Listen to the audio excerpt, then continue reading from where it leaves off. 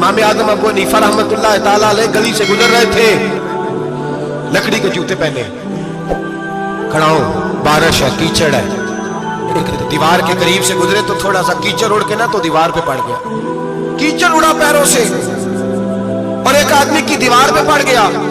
इमाम साहब खड़े हैं, सोच रहे हैं करूं तो क्या करूं। शागिर्द साहब ने हजरत जी क्या परेशानी है? आप फरमाने लगे मैंने उसकी दीवार गंदी कर दी है, साफ ना करूं तो भी जुल्म है, और अगर साफ करूं तो दीवार कच्ची है, जब साफ करूंगा तो कुछ मिट्टी उतर जाएगी, तो किसी के घर की मिट्टी उतारना यह भी जुल्म है। अब मैं दो परेशानियों में उलझ गया हूं, किधर जाऊं? हजरत जी फिर फरमाया इसके दरवाजे पर दस्तक दो। दरवाजे पर दस्तक दी तो जो बंदा बाहर आया वो मजूसी था, आग की पूजा करने वाला था।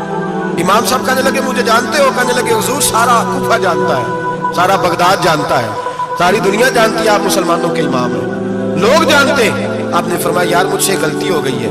वो क्या? आप फरमाने लगे मैं अपने अंदाज में गुजर रहा था, बूढ़ा आदमी हूँ, ख्याल नहीं आया, थोड़ा कीचड़ उड़ के तेरी दीवार पे लग गया है। हजरत इमाम साहब तड़प रहे हैं और उस शख्स के सामने आहोजारी कर रहे हैं जो मजूसी भी है, गरीब भी है, कच्चे घर में रहता है। फरमाया यार बताओ क्या करूं?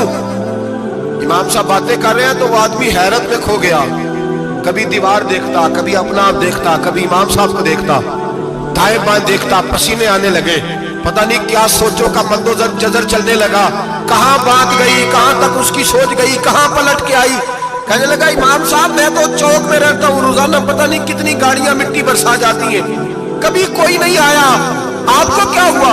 आप फरमाने लगे मुझे किसी का नहीं पता, मुझे तो मैंने जो कुरान हदीस पढ़ा है मुझे तो डर आ रहा है, मुझे बता तू माफी देता है कि नहीं, तेरी दीवार साफ होगी कि नहीं? कहने लगा हुजूर दीवार को छोड़े, पहले कलमा पढ़ाए, मेरा दिल तो साफ कर दे। कहने लगा इतना मीठा दीन, इतना प्यारा दीन, इतना खूबसूरत दीन कि गरीब की दीवार पर कीचड़ लग जाए और आपको इतनी तकलीफ हो, मैं इस दीन से दूर क्यों?